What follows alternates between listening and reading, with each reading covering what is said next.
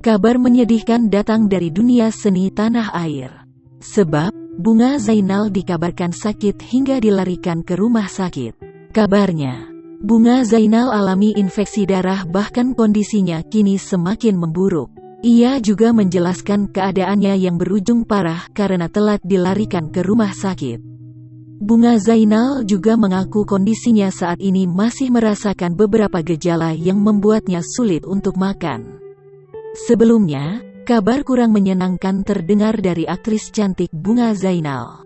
Bunga Zainal baru saja dilarikan ke rumah sakit hingga harus diopname. Ia terlihat lemah saat berbaring di ranjang rumah sakit. Dalam unggahan di Instastory Instagramnya, Senin tanggal 14 Juni tahun 2021 tampak tangannya tertancap jarum infus. Diketahui, wanita 34 tahun itu ternyata sudah merasa tak enak badan sejak Jumat lalu. Hal itu lantaran istri bos sebuah subdivisi ini kondisi kesehatannya memburuk.